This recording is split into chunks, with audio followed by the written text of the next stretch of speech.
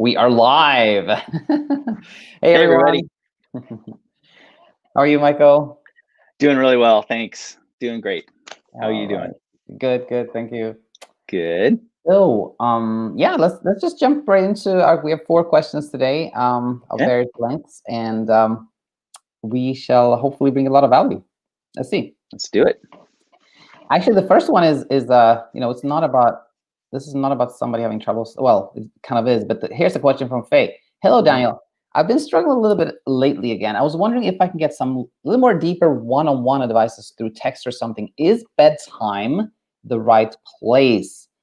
And so, for those of you who are not familiar, Bedtyme is an app that I do, coaching. Here it is, Bedtyme. It's Mhm. spelled like that. It's on the App Store.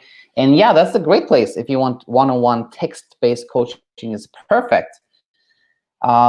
Now we also have, of course, our self-coaching master program where we teach, the Mhm. path to immunity towards insomnia. And this is a video-based program that has a weekly drop-in class. So just like we're sitting here in front of it, using our webcams, we have a drop-in Mhm. class via Zoom where either myself or Coach Michael coach in a group setting. That said, you Mhm. know, today, for example, I think only one of our clients is available. So today, I'm just going to spend a whole hour talking to one person, which a lot of people ask me about. Like, Daniel, can I call you? Can I Zoom you? I don't do one-on-one Zoom or calls, but it just so happens that today I'll spend a whole hour with one client. So I think Mhm. we can't guarantee that, but if you're okay with talking to myself or Coach Michael, with maybe a few other people there that have very similar things going on, then I think our self-coaching master program is excellent. What do Yeah, you think, whatever Michael? whatever works best, right? Everybody's different. So if you want the one-on-one, you got the Bedtime app. If you want the more community kind of setting, sharing with other people, then maybe the self-coaching is the place to be. So it's really up to the person. We have options, and that's really what it should be. 100%. And Faye, yeah, I look forward to working with you if you, whatever you choose, of course. So with that said, let's move on to, actually, this segues into Young, which is someone that I actually have worked with using Bedtyme. So let's read this together. Hi, Daniel. I felt like I was sleeping somewhat better after completing the Bedtime app program and reading your book to educate myself on sleep, but now I'm in a very rough patch again. Just wanted to know if you could give me insight for my own confidence. I've been having a lot of alternating nights between decent sleep and then the next night not getting sleepy at all, probably from the sleep deprivation building up from a bad night, crashing the next night. I know I shouldn't go to bed until I'm sleepy, but a lot of times I notice my eyes get so tired and start to sting from having them open for so long that I'd rather go to bed and at least close them even if I'm not sleepy. Is it better to just stay awake all night if not sleepy, or at some point go to bed even if not sleepy? I think the classic CBTI methods typically state that you should use sleep restriction, but never sleep restrict less than 5.5 hours. Sometimes I feel like I'm the only one that hasn't found lasting success through CBTI and your methods. I think another complication of this is that I have mild sleep apnea and migraines when lying down. I notice a lot of times I'll be so hyper aroused or due to the sleep apnea, start catching myself snoring and abruptly startle back to full wakefulness. That in turn seems to reduce my sleep drive for the rest of the night. The migraines in turn make it hard for me to get comfortable and relaxed when I move to bed because my head starts throbbing and pulsating no matter what position I put my head in. I've gotten checked out medically through MRIs, vision exams. Doctors think don't think it's anything serious like a tumor or increased fluid pressure. I know that these can both disturb sleep, like you talk about, but cannot be cause of sustained chronic insomnia. That is a result of hyperarousal anxiety. Love reading this, by the way. However, all these factors combined seem to seriously affect my sleep on a nightly basis until I'm so sleep deprived I just crash. When I get sleep deprived, I often notice there's no transitory state between wakefulness and sleep, such as sleepiness. It feels like 1 minute I'm awake watching Netflix, and next moment I'm completely out without the sleepy feeling in between. It's like a little scary to think about, and how if I was like driving at night, it would be very dangerous. So I had like multiple things to talk about here, but I'll let you go first, Michael. What are your kind of spontaneous reactions when you hear this message? Yeah. So first, it's common for people who have a little bit of sleep apnea to kind of have those gasp arousals, kind of like fragments their sleep. And if someone is more susceptible or prone to insomnia, more predisposing factors, that kind of thing, those little snort gasp arousals can trigger more wakefulness than someone who isn't more prone to insomnia. So ask your doctor, get checked out, screen for sleep apnea, just get that, like, take it out of the equation. I like to say it's just a common sense. You want to breathe right, take it out of the equation, make sure that's not muddying the waters of anything else. Then, the whole idea of perceiving being truly sleepy before bed is one of my big interests when it comes to sleep, is that self-perception of, are you more than tired? And whatever type of insomnia help or coaching or even treatment, whatever you're working on, that's usually a big part of it. The whole idea of, you're in bed when you're sleepy. If you're not sleepy, you probably shouldn't be in bed, or at least not flat with the light off, quote unquote, trying to sleep. You should be maybe sitting up in bed and doing something you enjoy. So the whole idea of being sleepy before you put yourself in bed, or being sleepy enough for sleep, sometimes it's phrased, is really a helpful thing, and to perceive that. And I'm a proponent of that. I mean, that app that I developed, the Sleep on Cue app, it was kind of designed to help with that a little bit. And the whole perception of sleepiness, it's really important. And it can be, I think it can be learned, it can be developed. You can become better at perceiving whether you're truly sleepy or you're just tired. And that hyper arousal can make it difficult to perceive that. So over time, I think I've seen it actually, people can get better at learning when they're sleepy enough for sleep, because that's a core component to CBTI, to just, sleep coaching in general. The goal is not to hang out for long stretches of time in bed with the light out and you flat, quote unquote, trying to sleep. That over with long stretches of time, it leads to frustration, anxiety, and overthinking about sleep, and wondering, what am I doing wrong? And how can I get to sleep? Trying, just the big old effort kind of thing. And so perceiving that, and what this person, I forget the name. I'm always terrible with the names. Yeah. What they experience, what they described is common. And that is kind of tired, watching something. The next thing you know, you're asleep. And whatever happens in between isn't very salient. It just kind of, it's like, oh, I just woke up. In other words, you were just asleep. And before that, all you know is at one point you were tired. So I think it's helpful to become more aware of that progression of getting sleepy. I think in the long run, it really can be very helpful. So that's what struck me when I was listening to you read that email. Very, very good. Yeah, I think there were multiple things I thought about, and I think I talk about this all the time, but it's so important that I think I want to really start there again, which is hyper arousal. Okay, and for anyone that's new to the channel, and for a little review for you, Young, it's any type of like heightened level of kind of alertness, a kind of heightened emotional state that can come from anxiety, stress, worry, preoccupation, puzzlement, curiosity, bewilderment, any of that kind of like excitement too, like increases your level of arousal, really. Hyper arousal is that called. And a lot of things that seem kind of strange or bizarre happen when you are hyper aroused. And the one that I took note of was this, like, there's zero transitioning. One moment I'm watching Netflix and then I'm asleep. I don't feel sleepy at all. Classic with hyper arousal. It can actually often even lead you to a place where you're not sure that you slept at all, and you think, I think I was up the whole night, or maybe I had like this transitional state near like paradoxical insomnia, time traveling, like I was awake, I've been awake the whole time, but time just skipped ahead. Classic with hyperarousal. Nothing strange or unusual with that one. And then the question always becomes, so how do I become less hyper aroused? And it's important to know that whenever you ask that question is kind of part of the problem. When you're thinking like, how can I become more calm? How can I become more relaxed? How can I become less hyper aroused? Then you're thinking of something you want to do to become less hyperaroused.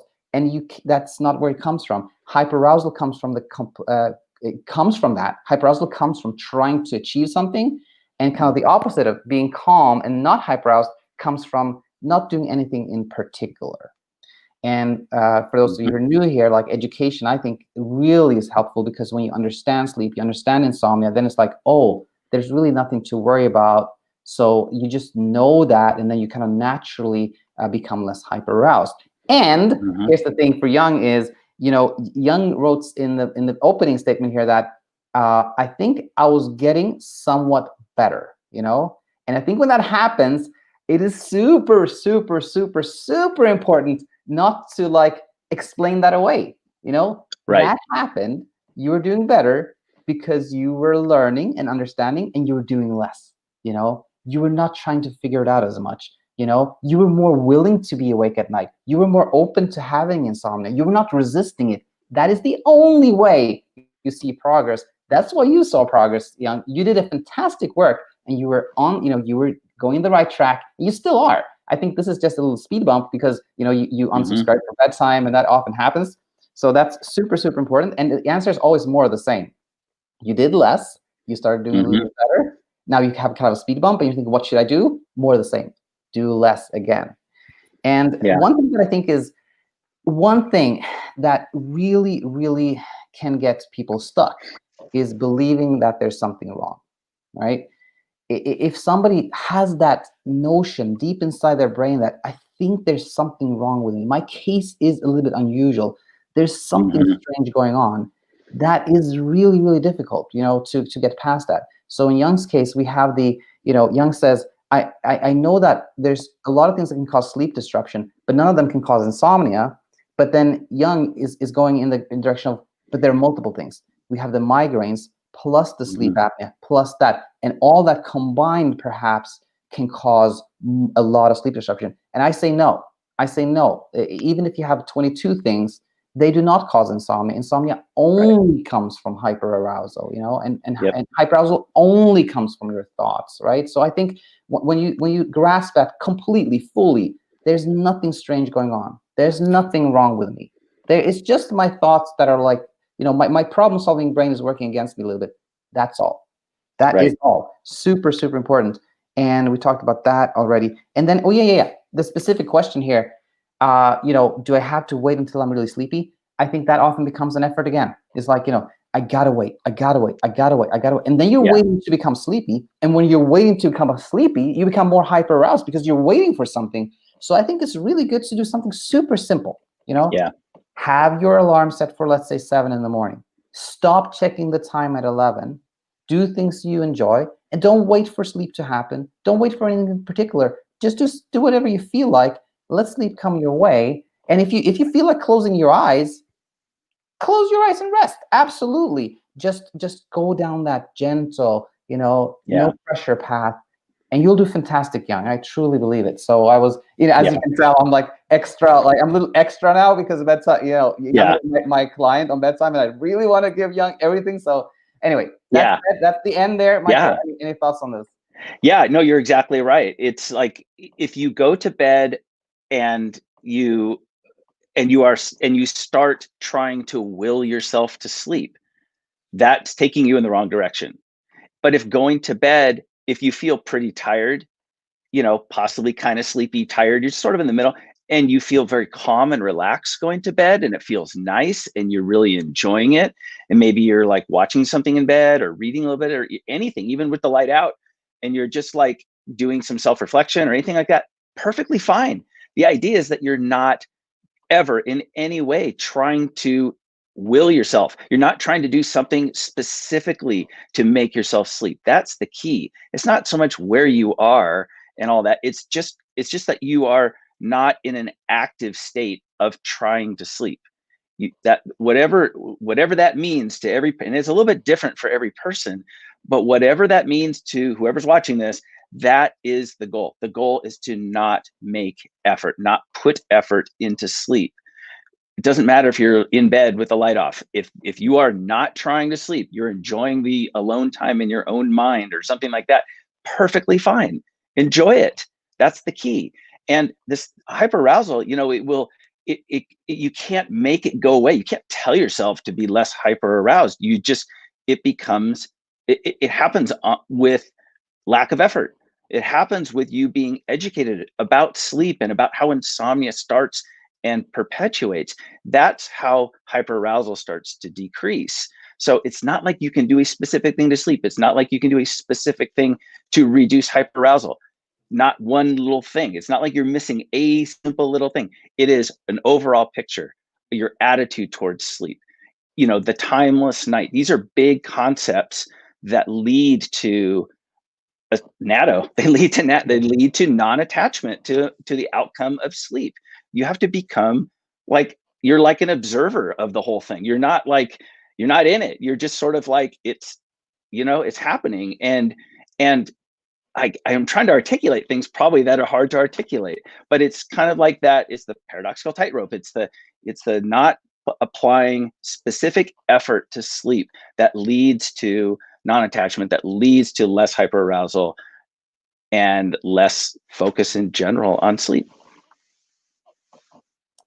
Absolutely.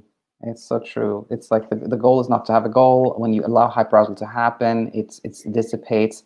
I thought there was like one more thing I wanted to add, but it escapes my mind. So yeah, so Young, just let us know if there's any follow-up question. And thanks so much for staying in touch. Great email. I can see there are some live comments here.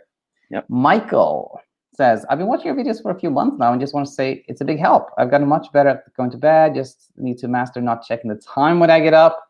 I don't get upset at whatever the time says, but if I don't check, I tend to stress out about it. I think I don't get upset. That's like super, super important, like the self-kindness. And then, and first of all, says, thank you so much for sharing this. And I'm super happy this has been helpful. And, just go down the most gentle path. I think, for anyone maybe besides Michael here, it's like, I think a lot about what you said the other day, Michael, about like kind of being honest with yourself. A lot of people are like, I just happened to glance at the microwave, and then but you are probably wanting to have control. You probably have it's hard to let go of control, and that's totally fine. Don't be upset. Yeah. If things are trending in the right way and you're not getting it set at what the time says, perfect. But for a lot of people out there, if you don't check the time at all, that's probably the best for most people. But what do you think, Michael? Yeah, it's if it works, it works, right? That's kind of it. If it works, it works. If it's not, if it's not broken, don't fix it. These are kind of phrases that we use in just everyday life. So as long as with Michael, I would just, one last check, like, are you really sure you're not checking the time for a specific reason other than pure idle curiosity? If it's pure idle curiosity, no problem. That's fine. But if there's an element of, oh, I want to see if I made it to 3 a.m. or I want to make if I made it to 4 a.m. or, you just have to kind of be honest with yourself and just, have a little self-talk. And then you decide. And if it's not a problem, it's not a problem. So exactly. I think the conclusion, to summarize this, is like, I think Michael is on the path to becoming like less attached. So just like keep going where you're going. And Michael did get rid of the sleep ring. Bad idea. Sleep better. 100%. 100%. That's such a low-hanging, easy fruit. I actually had a client the other day who said, oh, by the way, I think I should stop using my tracker. I'm like, yes, of course you should stop using the tracker. All right.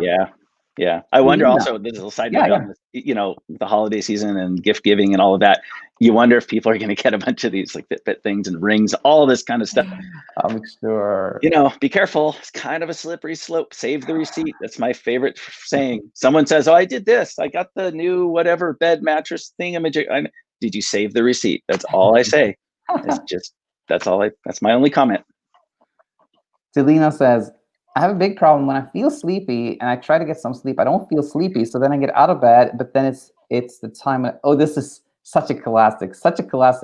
I'm getting less sleep and feel tired. Delina, I think this is. I see Michael's reading it again, but I think I understand it. It's kind of like, I feel sleepy. I try to get some sleep, then I don't feel sleepy. Then I get out, and then I feel sleepy. Then I want to get some sleep. Then I don't feel sleepy. Right? it's It's I like get it. we're both laughing because we recognize that one, but not to belittle Yeah. anything here, Selena. No. It can be very, very frustrating, of Yeah. course. But I think it's I call this the Houdini effect. It's like when the sleepiness just, wow, where did it go? I was super Yeah. sleepy, but it just went away. And Yeah. I think the most important to know there is that it's nothing strange at all. It's actually, I want to go where you usually go, Michael, which is it's actually a sign that your sleep system is in perfect shape. It's working great. Meaning, when you don't feel any threats, you're not worried at all. You don't even want to sleep. You want to be awake. Sleep comes easy to you. Your body tells you this is a safe time to sleep, and you're sleepy, so now you're gonna sleep. But then you become a little bit worried about being awake at night, right? So the moment you want to be awake, your brain goes, there's a threat, there's a problem, wake up. It's just the brain is working exactly as it's supposed to do. It's supposed to wake you up when there's a threat, and it's supposed to allow you to sleep when there's no threat. The confusion is that your brain thinks that being awake at night is a threat. So that's why this happens, the Houdini effect. Yeah. Yeah. And then you get like the whole idea of like being awake at night, it's like society is telling people, everyone, oh, you should fall asleep easily, you should stay asleep all night long, and then you should wake up feeling rested. And that's not the way normal human sleep works. It's just not. Like you can feel rested in the morning, but the idea that you're not supposed to wake up at night at all, like that's not normal sleep. All right. Anyone who's stayed up all night in a sleep lab for a few years knows that people wake up multiple times, even like normal sleepers, they wake up. And so, be okay with that. Don't beat yourself up, be kind to yourself. It's like kind of a normal pattern. I think that's really important to always have in mind. Like if you're awake, you're awake, enjoy the time. Just don't beat yourself up that you're doing something wrong, that there's a specific thing you should have been doing or something like that. And so if you can do that, then you'll find that it's less common for you to go to bed when you're pretty tired or sleepy and not feel like a wave of alertness kick in, the hyperarousal kick in. That over time, like that change in your attitude will lead to you not making efforts to sleep. It'll lead to your brain not activating so quickly, when you go to bed. It just becomes like a thing. Like I'm just going to go out in my backyard and come back. Like you're doing something and there's no emotion attached to it. There's no intent. No intent. Exactly right. Exactly. So that's kind of what I read in that message there. Yeah, Tilina, this is a common one and not a sign that something is weird, unusual is happening.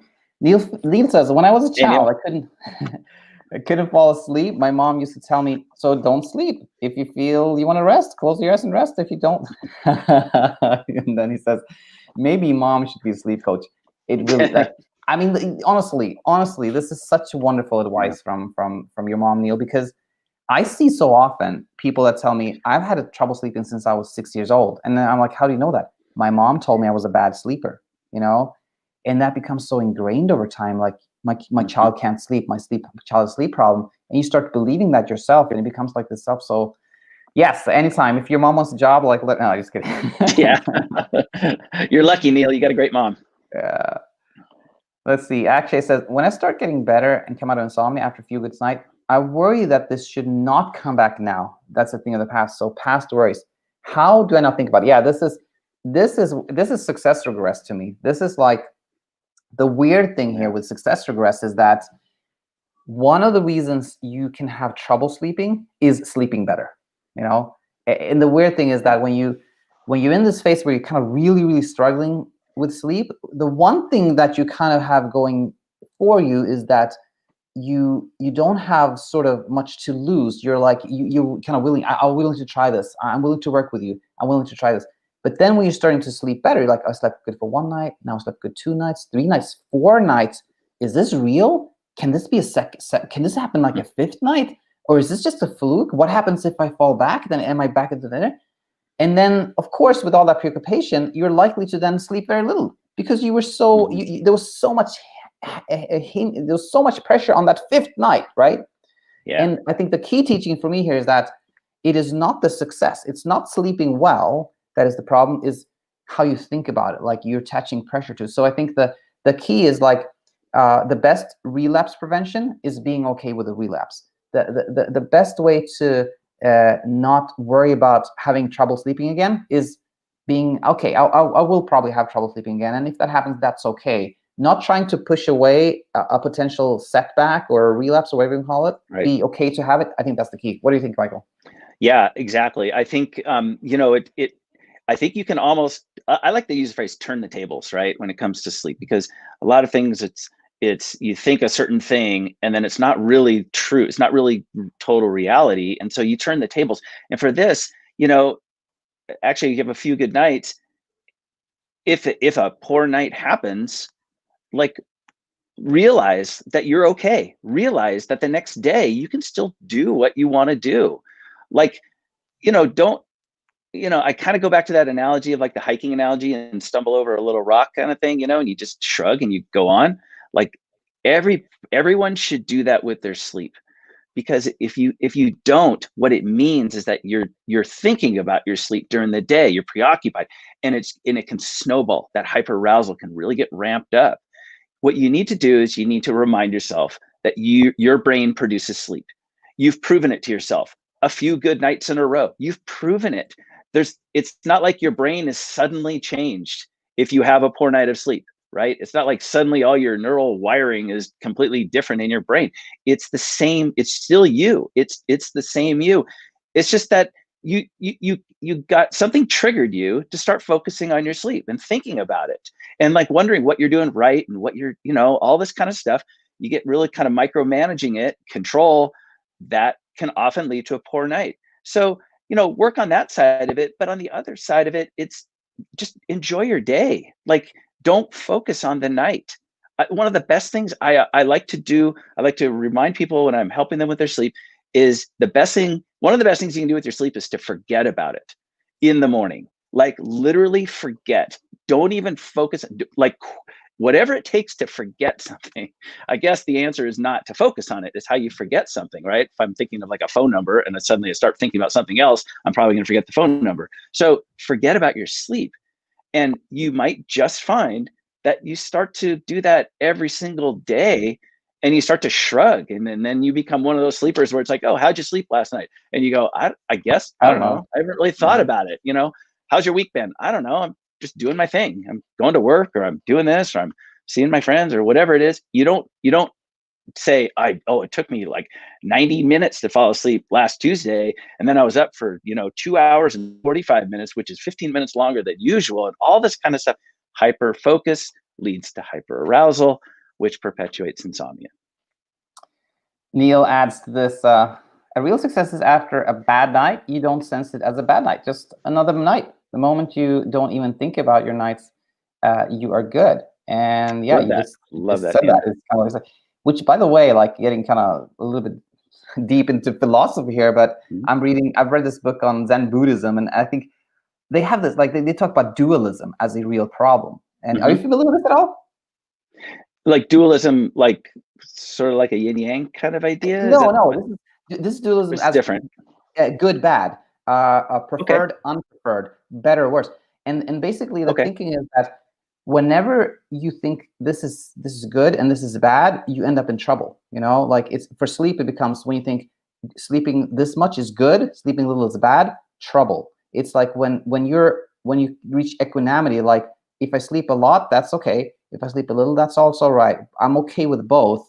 That's kind of the beauty of it. But when you start thinking about it, like, it applies to life in general. You always think like, if I could do this, that would be good. If I didn't do that, that's bad. But we always think in like a dualism terms, and that dualism is not good for us. But anyway, that's a separate topic. Well, and also, just like I love this thread you're going on. Okay, so I think in our self-coaching Slack chat that we have, I think you commented to somebody about two comments. Like, one comment is, I feel tired, and the other is, I feel too tired. Right. It's like that. Really, when I read that message that you sent, and I was like, that's so true. It's like you put a label, you put a qualifier or a qualitative label on something that is a natural experience to feel kind of tired. It happens to everyone off and on. But to be some TOO, that implies that it's like limiting, that it's like You know, it's more, More there's than more, it should be. There's an element of yeah, more judgment than there. it should be. Exactly. And you're Yeah. putting it on yourself. And that's 100%. not Super kind. important. We That's should, not kind. we could, yeah, I should definitely expand on that. We should talk more about that. Mhm. Neil says, I just said, wherever you go, there you are. I've heard a lot about that book. I'm going to read it. Thanks, Neil, for sharing. All right, let's jump in. I think the other questions were probably not so long. I think we'll have time to answer everything here. Let's go ahead. This is Philip asking, hi, Michael, Daniel, how are you? We're good, thank you. Philip again, smiley, but I try to be short. Okay, one. When I wake up in the night, I'm analyzing whether I'm comfy or stressed. My mind says sometimes, I'm not too stressed now. Okay, I stay in bed, but most of the time I get stressed from analyzing this fact. And in the end, I need to get up anyway. Wouldn't it be better in my case to be disciplined and say to myself before bedtime, okay, when I'm awake this night, I get up immediately, no matter what, comfy or stressed? Maybe in the long run, my mind will be less afraid of getting up because I know for sure I will need to get up. When in doubt, it's more stressful. Maybe every case is different and this is personal, but I think you know what I mean, 100%. I have a definitely answer for this one. Number two, now and then I dream whole fictional movies, but I'm not asleep. Is this a state between sleep and awake? Does this state has a name? I realize I'm not sleeping, but why does my mind give me so much dreams then? Unconsciously, I'm fighting them and therefore I cannot sleep. Is this a form of hyperarousal? I think you're onto something there. I never knew in the old days one could dream fictional stories or movies when I was even when I wake. Is this maybe my mind want to give me the impression that I'm sleeping, but still wants to be alert at the same time? Question mark. Take your time. And again, many thanks for all your energy on this channel. I love these questions, and I can go first actually because I think Sure. The first question immediately made me think of something I learned from our good friend Nick Wignall, who's been guesting the channel a few times, and he said one of his teachings was, you know, imagine like we call it football here, but in Europe or Philip, it would be like American football, right? But the coach has this like playbook, and if this happens, we do this. If this happens, we do that. So there's like no question, like this is the play, okay? This is what we're gonna do, no question about it. And so what Nick said was that it's good to have a playbook. And so when you end up like you are, Philip, you're at night, you're wondering, should I stay in bed? Should I get up? Am I comfy enough? Am I stressed? Am I this? That exactly like you say leads to a lot of preoccupation and more hyperarousal, etc. So I think for someone like yourself, I think it is good to have a playbook and be like, I'm awake now. Yeah, I'm going to do this. This is exactly what I'm going to. I know exactly what. No debate, no discussion. I know exactly what. I think that could be really good. And you already thought along those lines. I think those are fantastic, fantastic option for you. And number two was, yeah, I call that hypersleep. I call it, and exactly like you say, I think it comes from hyperarousal. I call it hypersleep, and it's that you know, it's kind of like if you use the gas and brake model, you're sleepy, and you are sleeping sometimes, but you have a break too. You have friction going on, so it's like not really sleeping, not really awake. You're in this mixed state, and then you can have a lot of these vivid dreams that seem to go on the entire night. So yeah, I think nothing unusual or strange about that one. Very common one. Yeah, I agree. I think that, you know, the do I get out of bed or don't get out of bed question, I think if you're thinking about it a bit, that probably is your answer, you know? So, you know, I would leave it at that. It's introspective. No one can decide for you. There's not like a monitor you can have attached to you that tells you, yeah, get out of bed now. You know, well, oh gosh, I didn't mean to suggest that. Someone might invent one, and then you know, right, exactly. Sorry, I forget I just said that. Scratch that. No, it's, you know, it's where if it's how do you feel? Do you feel comfortable, relaxed, calm, enjoying it? You're probably fine. But if you're sort of to question like, oh, am I kind of awake? I don't know. Let me think about, you know, that's a cue. And then I do like with Nick Wignall, I like the idea of having a playbook, having options. You know, people say, oh, I like to read. Okay, have your book that you really like, that you like getting back into if you're awake at night, but have something else just in case. So you're not kind of fumbling around the house. You know, I've heard those stories sometimes. I didn't know what to do with myself. I didn't want to read the book anymore. Okay, so then they spend the next half an hour pacing the hallway or looking through closets, trying to find something to do, and then maybe they get engaged in something like too engaging at night, you know, like they're moving furniture around and they're repainting walls, and, you know, you don't want to go down that road. So, you know, I think you're fine. Just, you know, you'll figure it out. It's whatever, you know, you're comfortable with. And then the other one, the dreams, I'm like, God, that's awesome. You could like cancel your Netflix subscription and you just got every movie just go in your mind. And I'm just being silly. I'm like that. Sorry. No, I think, you know, exactly what Coach Daniel was saying is that it's the gas brake kind of fighting each other. I think that leads to a lot of it. I think, you know, later at night, it sounds like this is when it happens. A lot of REM pressure kind of going on. It's just sort of like adding to the mix of the dreams and that kind of stuff. It's kind of normal-ish physiology. Some people have vivid dreams, some don't. You know, we're all kind of different. But yeah, clearly you want to make sure, you know, you understand that there's probably some hyper arousal there that's causing your mind to be pretty active. And over time, just stick with it. Education, all the good stuff we've been talking about, and that'll start to decrease. Absolutely. Actually says, yeah, life is ups and downs, so we'll sleep. It's okay. It's natural. Absolutely. And yeah, 100%. Okay, let's go over to this last one from Nina. Okay, this is our last question, right? Yeah, it is. Okay, let's read this.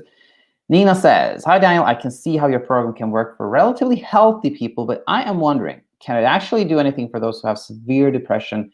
They wake up every 1 hour or so. With severe depression, the brain chemicals and hormones are so out of balance and it disrupts sleep very much. Same goes for anxiety disorders. What about those with chronic anxiety? Those whose heart and mind is constantly racing and they're having constant anxiety for no reason. And those with gut problems. Gut produces serotonin, which produces melatonin. So when there are severe gut problems, it can very much disrupt sleep. Also hormonal imbalances in women, not just hot flashes, but serious imbalances in hormones, which can keep a woman up all night no matter how she thinks about sleep. Also, what about chronic stress? When there's no way to get rid of stressors, what if sleep is beyond one's control? Yes, there's a lot of things that I would like to talk about here, but what's your first thoughts on this one, Michael? The last sentence one, right? kind of says a lot, yes. Right? It's just, there we go. What if you can't control sleep? Well, what that really means is that you're a human being. That's the bottom line. It means you are completely normal when it comes to sleep. You can't control it. It's not possible. Nobody can. And insomnia usually gets worse, it perpetuates the more you're trying to control something that you can't control. So first and foremost, you have to remind yourself, if you're looking for a little self-talk, just occasionally, gently, kindly remind yourself it's not something you control. It's you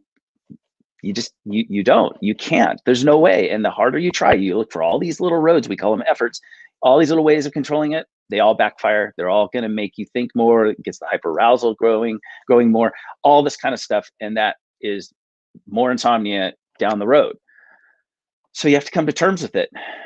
And, there's it's education. Learn about sleep and about insomnia and how it develops. And I think that's the key. That's the last sentence I just stuck with. Yeah, I want to, for everyone that's tuning in here, I was so happy you went there because that's exactly what I was thinking too. Nina says, what if sleep is beyond one's control? And just like to double down on that, nobody can control sleep. Sleep is beyond every human being's control. And it is the desire for control that is the problem. And then taking it from then further on, I think for a lot of people like this, what I'm about to say is kind of like heretic, but I truly believe this, that all the things we label as mental health problems really come from the same place. When it comes to depression, anxiety, chronic pain, chronic fatigue, they all come from an attempt at avoiding something that is uncomfortable.